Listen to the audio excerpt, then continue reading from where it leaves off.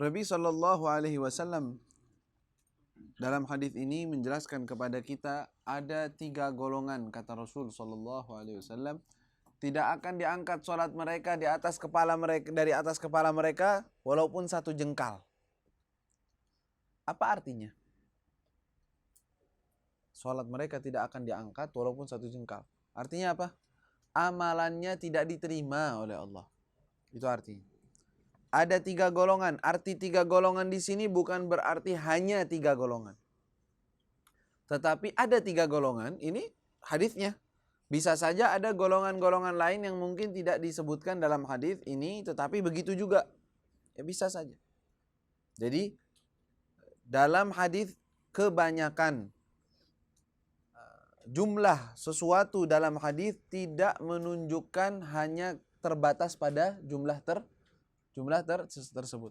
Misalnya, sab'atun yudhilluhumullah tahta dhilla arsy yauma la dhilla illa dhilluh. 7 golongan kata Nabi SAW akan dinaungi di bawah naungan arsy-Nya Allah. Bukan berarti hanya 7. Lebihnya nggak ada, bukan. Ya, tetapi 7 golongan ini dinaungi. Ada lagi nanti hadis-hadis yang lainnya menunjukkan bahwa mereka juga dinaungi di bawah naungan arsy-Nya Allah Subhanahu wa taala. Tetapi tidak tergolong dalam hadisnya, nggak apa-apa.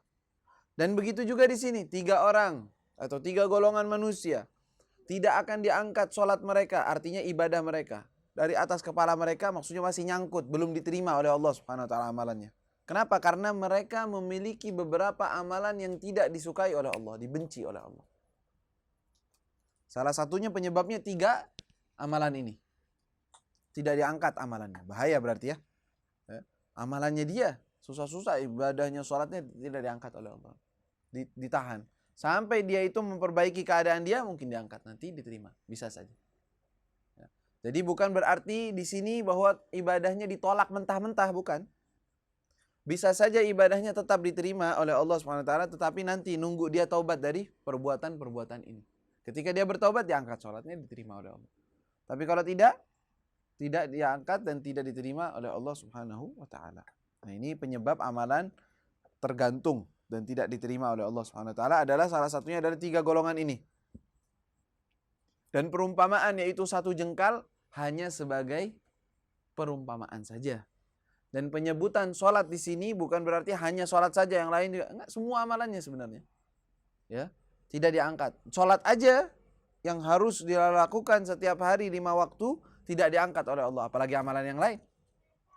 Ya. Karena apa? Karena sebab amalan yang ada.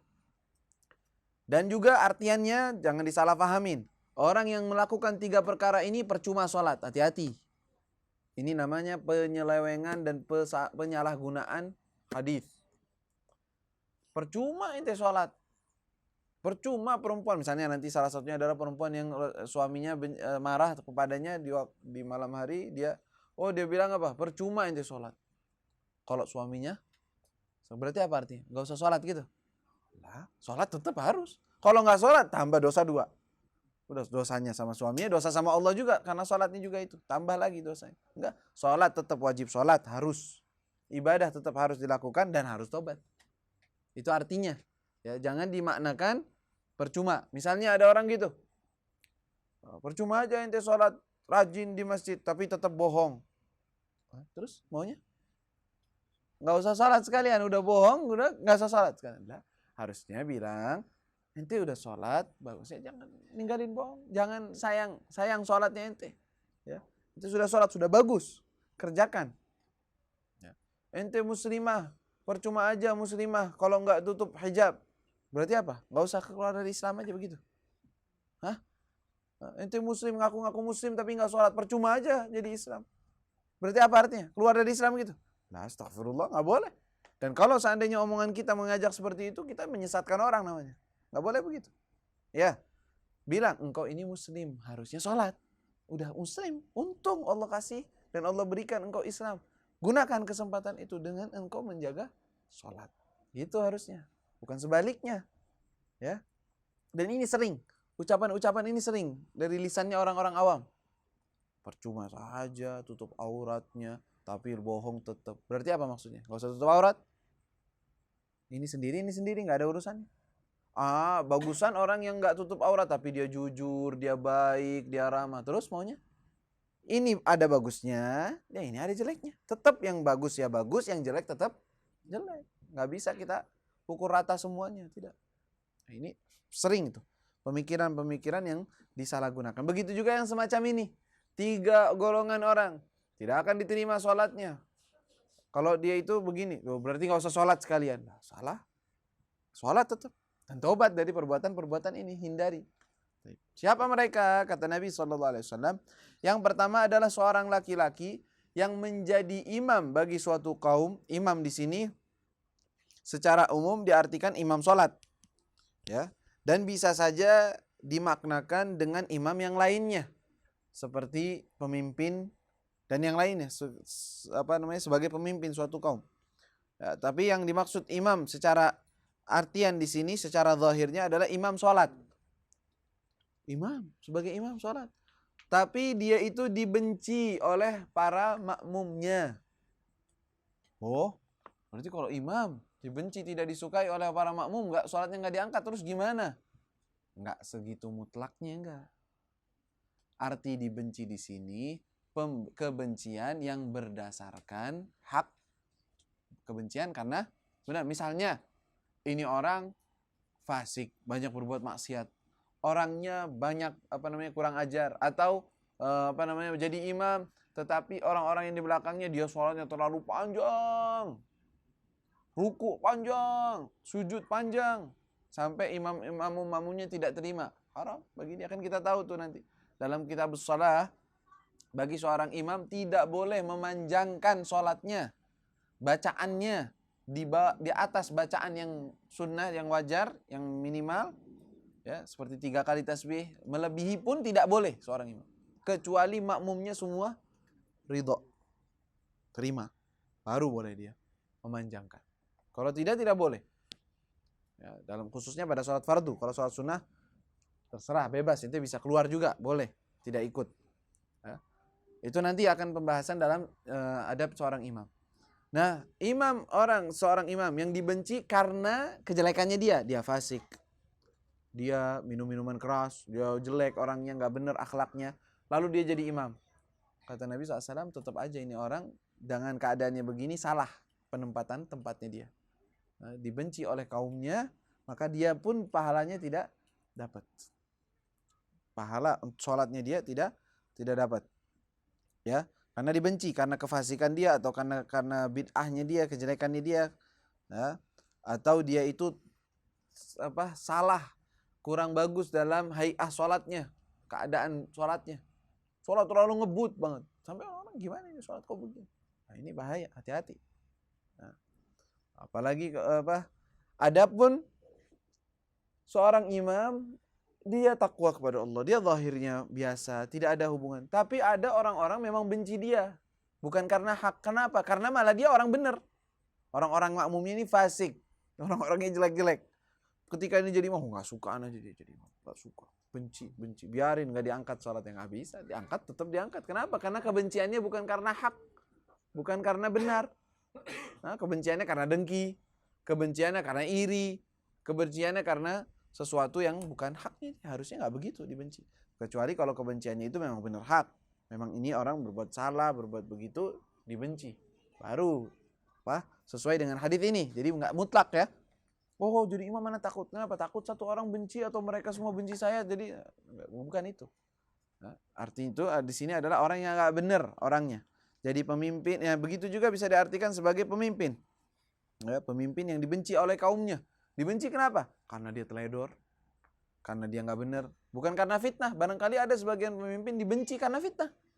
Dia benar, mustaqim, baik, bagus, tahu-tahu dia difitnah. Kabar begini, kabar begitu, orang-orang benci dia. Gimana ini? Masuk dalam kategori hadis ini? Tidak. Selagi dia muamalatnya sama Allah benar, niatnya dia baik dan bagus, sesuai, dia Allah yang Maha tahu. Jadi bukan mutlak, bukan semuanya ini secara mutlak. Itu juga nanti berdasarkan yang lainnya begitu juga. Satu, yang pertama. Yang kedua apa? Seorang wanita, seorang istri di sini. Bukan seorang yang pacaran. Kalau pacaran sih apa urusannya? Mau ridho nggak ridho, mau benci nggak benci. Gak ada urusannya. Masih nggak ada hukum syariat di sini. Bahkan pergaulan mereka dan dekatnya mereka bisa haram, nggak boleh. Wamraatun di sini adalah seorang perempuan, istri, ya, yang dia bermalam hari, sedangkan suaminya benci, marah terhadapnya karena dia meninggalkan haknya suami. Bukan bencinya suami gara-gara hal-hal yang bukan haknya dia. Kalau dia benci kenapa? Ya sudah, istrinya salehah, istrinya baik, istrinya nurut, memberikan apa yang dia butuhkan. Taunya dia benci aja. Saya benci sama kamu. Begitu aja. Dosa dia, perempuan ini. Nggak diangkat amarannya. Enggak dosa dia. Apa salahnya dia? Kalau memang suaminya yang marah-marah saja. Tapi kalau marahnya ini karena hak. Seperti apa? Dia tidak memberikan suaminya mendekati dia. Tanpa ada hak. Tanpa sakit, tanpa apa. Nggak mau didekati. Atau dia merubah akhlaknya dia. Yang tadinya sopan, tadinya baik, dia itu cemberut kepada suaminya. Haram bagi seorang istrinya. Marah suaminya terhadapnya karena perbuatan begitu, karena haknya dia. Ini di sini. Maka dia bermalam hari dalam murka Allah. Dalam hadis yang lain, dalam Sahih Bukhari Muslim, apa? La'anat hal malaika hatta tarja. Kalau perempuan itu buat marah suaminya, yaitu dengan haknya suami tidak diberikan, maka dilaknat oleh malaikat. Maksudnya itu dosa sampai dia kembali kepada jalannya. Jadi bukan mutlak juga ya, bukan sembarangan. Setiap suami yang marah berarti udah istri bakal masuk neraka. Enggak juga, enggak begitu.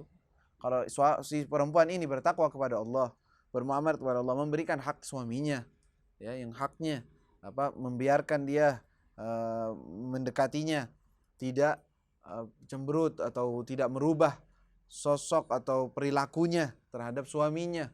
Totonya suaminya marah aja. Nggak salah dia. Ya. Allah Maha Adil, bukan sembarangan, bukan. Oh, berarti kalau begitu seorang suami bisa menindas seorang istri. Tidak juga. Kalau bukan hak dia marah, ya nggak ada urusan. Ya, begitu juga semuanya, semua dari hak-haknya orang. Begitu juga misalnya orang tua. Oh, birrul walidain sangat bagus. Paling penting, paling bagus. Nggak boleh seseorang membuat marah ibunya. Tapi ibunya atau bapaknya marah terhadap dia karena hak yang benar. Misalnya, dia itu rajin belajar, dia sholat 5 waktu di masjid. Dia bilang nggak mau, saya benci sama kamu kalau kamu sholat di masjid. Nah, mau benci silahkan. Nggak ada urusan. Sholat di masjid tetap sholat. Ibadah tetap ibadah. Apa urusannya? Begitu ya. Jadi, kalau haknya Allah. Tetapi kecuali kalau dia itu mengerjakan sesuatu, meninggalkan haknya. Nah, jangan disalahgunakan nih. Misalnya, dia pengen belajar. Kata ibunya nggak mau, jangan belajar. Kenapa? Karena saya butuh engkau untuk membantu saya di sini. Ini nggak bisa. Dahulukan ibumu. Nah, kecuali kalau belajarnya itu hal-hal yang wajib dia pelajari. Itu lain lagi. Cari waktu. Tapi di sini kalau dia itu marah dengan yang tidak hak. Misalnya saja seperti para sahabat. Disuruh kafir lagi. Seorang sahabat memeluk agama Islam, ibunya nggak ridho, nggak terima. Apakah dia berarti membuat durhaka? Seorang durhaka? Enggak durhaka termasuk. Kenapa? Karena tidak ada ketaatan kepada makhluk dalam kemaksiatan kepada Allah. Atau misalnya seorang wanita, anak, ingin menutup auratnya. Wajib bagi dia menutup aurat. Kata ibunya, saya tidak mau, saya tidak ikhlas, saya tidak senang engkau menutup auratmu. Nah, terus maunya buka aja. Kalau engkau tutup, saya marah, saya nggak ridho. Nah, silahkan nggak ridho. Mau dunia, mau akhirat, terserah. Ini wajibnya dia kepada Allah Subhanahu Wa Taala, nggak bisa dinegosiasi, nggak bisa. Nah, urusan wajib kepada Allah nggak bisa negosiasi siapapun dia. Tapi tetap akhlak, tetap adab, tetap sopan. Ya, bukan berarti lancang engkau berarti setelah itu, tidak. Makanya kata Allah Subhanahu Wa Taala kepada orang yang mengajak kekafiran, wa in jahadaka ala an tusyrika bima laysa laka bihi ilmun fala tuti'huma wa sahibuhuma fid dunya ma'rufa, kata Allah. Kalau mereka ingin mengajakmu kepada kufur, maksiat yang paling parah, engkau tolak. Tetapi kata Allah, tetap engkau bergaul dengan mereka dengan pergaulan yang ma'ruf. Ngajak kufur loh. Jadi jangan disalahgunakan. Oh, nggak bisa maksiat berarti saya lancang. Alah, lancang juga nggak boleh. Berbicara kasar pun tidak boleh. Semua ada batasannya. Ya. Begitu. Wa imra'atun batat wa zawjuha 'alaiha sakhit. Seorang wanita yang bermalam hari sedangkan suaminya marah terhadapnya, marah dengan kategori marah yang hak. Memang haknya dia untuk marah di sini. Ya, meninggalkan haknya dia. Ya, dan dia tidak memaafkannya, maka dia perempuan ini termasuk dari golongan tersebut. Yang ketiga, golongan yang ketiga yang tidak diangkat amalannya siapa? Dua bersaudara. Bersaudara di sini bersaudara dengan nasab atau bersaudara dengan iman. Sama. Bersaudara dengan nasab, kakak beradik, atau beriman, muslim sama muslim, aku saudaranya. Ya. Mutasariman yang saling bermusuhan, saling benci. Tentunya bermusuhannya juga bukan karena hak ya. Tapi kalau dia bermusuhan atau dia menjauhinya karena hak, karena hak. Bisa nggak orang menjauhi? Bisa. Ya akhi, engkau berbuat taat. Kata dia nggak mau. Ya akhi, jangan berbuat maksiat seperti itu. Kalau begitu saya nggak mau dekat sama ente, nggak mau ngajak bicara lagi kalau ente berbuat seperti ini. Tetap dia, khususnya perbuatan-perbuatan yang jahar, yang di depan orang. Jauhin. Jauhin karena Allah. Ya, menjauhi dia atau menghindari dia atau memusuhi dia secara zahir, membenci, tidak suka karena Allah. Arti karena Allah apa? Kalau dia taubat dan dia berharap itu. Berharap sekali untuk dia taubat. Dan kalau dia taubat, dia kembali kepada Allah, dia akan terima dia. Tetap akan bergaul dengannya. Itu namanya benci karena Allah. Nah, dan ini bisa disalahgunakan, hati-hati. Karena kadang-kadang benci karena Allah sama benci karena diri sendiri beda. Nah, benci karena diri sendiri, wow dia nyela-nyela saya benci, saya jauhin.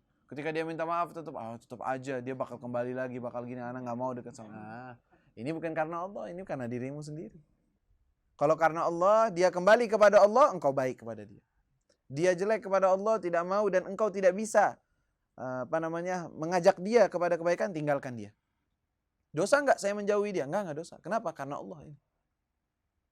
Dan ini dilihat keadaannya. Kalau seandainya dia dekat kepada orang tersebut, tetap bermuamalat baik, dengan harapan dia bisa menarik orang tersebut, mengembalikannya kepada jalan yang benar, nggak apa-apa ente bergaul sama dia. Pergauli dia agar dia tertarik. Tapi kalau nggak bisa, kalau saya bergaul dengan dia bukan dia yang tertarik, malah saya yang ketarik. Nah ini jangan, jauhi, hati-hati. Karena ini kadang-kadang tuh ketipu orang-orang. Saya mau gaul sama orang yang gaul, saya mau ikut pakai celana, saya mau ikut pakai gaya-gaya mereka. Maksudnya apa? Saya mau ajak mereka ke majelis taklim. Bukannya mereka engkau yang ngajak mereka, engkau yang diajak sama mereka. Sebentar lagi engkau tadinya nggak ngerokok jadi ngerokok, yang tadinya nggak minuman keras jadi minuman keras. Ya, ini sih ente keajak namanya. Jangan deket-deket kalau begitu. Ya, jangan sembarangan. Nah ini kadang-kadang setan itu mendatangi seseorang dari jalan yang kelihatannya baik, mau dakwah ceritanya. Gaul sama dia jangan. Ini kan orang jelek, ini orang berbuat. Saya mau dakwah, ajak mereka kebaikan. Iya, sehari pertama duduk sama mereka, sehari kedua gaul sama mereka, hari ketiga ente yang diajak sama mereka. Masya Allah, benar-benar dakwah. Dakwah mereka yang dakwah sama ente, bukan ente yang ngajak mereka, ente yang kebawa. Itu bahaya. Nah, jangan sembarangan. Nah, nama dakwah hati-hati juga. Ya, orang yang tenggelam, ente mau nyelamatin orang tenggelam, ente harus pinter berenang, hati-hati. Jangan sampai dia yang narik ente malah tenggelam dua-duanya. Nah, itu bahaya. Dan di sini akhawan mutasariman, seseorang yang bermusuhan bukan karena Allah. Udah, saya nggak mau lihat ente. Ente gara-gara begini, anak nggak mau kenal sama ente. Gara-gara ente ngucap ucapan begini, anak nggak mau lagi dekat sama ente lagi. Nggak mau kenal sama ente. Dunia akhirat ada yang begitu lagi. Allah, segitunya. Walaupun ente minta maaf sampai 7 keturunan. Sampai 7 keturunan. Jangan begitu. Ya, kata Nabi SAW, la yahillu limra'in an yahjura akhahu fawqa thalath. Tidak boleh seorang muslim dia menjauhi saudaranya di atas 3 hari. Di atas 3 hari ente marahan, bisa-bisa termasuk golongan ini. Gak diangkat amalannya. Kecuali yang karena Allah. Kecuali karena Allah. Apa? Seperti para sahabat ada yang seorang dekat sama dia.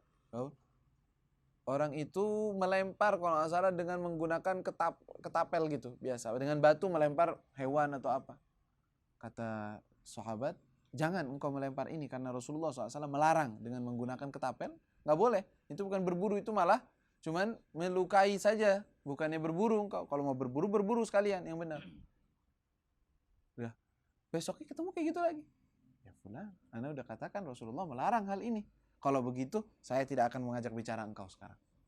Karena engkau sudah saya ajak ngomong ucapan Rasulullah, tetap aja engkau tidak mau mendengarkan ucapan Nabi, saya tinggalkan engkau. Karena apa? Karena Allah. Kalau dia taubat, dia kembali, dia minta maaf dan dia tidak akan mengulanginya, ya nggak masalah. Ya, ini benci karena Allah. Karena termasuk ke petanda iman seseorang adalah al-hubbu fillah wal bughdhu fillah. Cinta karena Allah. Cinta seseorang karena Allah. Bukan cinta perempuan ya. Kalau perempuan nggak ada cinta karena Allah. Udah deh, jangan khayal. Jangan mau dibohongin setan. Saya cinta dia karena Allah. Nggak ada. Kalau cinta karena Allah, yang nenek-nenek juga ente cinta karena Allah, yang rajin beribadah, yang itu ente cinta juga karena Allah. Nenek cakep perempuannya, ininya, omongannya, katanya cinta karena Allah. Nggak ada, cinta karena Allah bukan kayak gitu.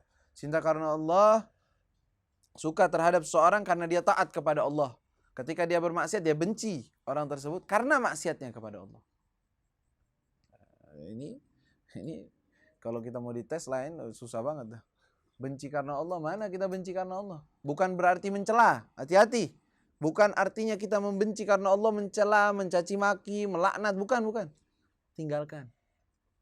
Benci karena Allah, misalnya dalam handphone kita ada gambar yang nggak benar, kita jauhin, kita hilangkan, kita keluar. Itu benci karena Allah. Kalau kita ikuti berarti kita cinta, suka. Itu namanya nggak benci karena Allah. Nah, ini artinya benci kepada Allah, tidak mengikutinya, tidak tidak menyukainya, dan tidak ikut-ikutan pada urusan itu. Bukan benci karena Allah berarti harus caci maki, sebutin namanya di mana-mana. Oh, benci pada Allah. Kenapa? Karena ini benci karena Allah. Yalah. Bukan begitu benci karena Allah. Ya, begitu juga cinta karena Allah, nggak harus ente sebut-sebutin di depan orang. Fulan ini baik, fulan itu, nggak harus. Karena saya cinta karena Allah, nggak harus.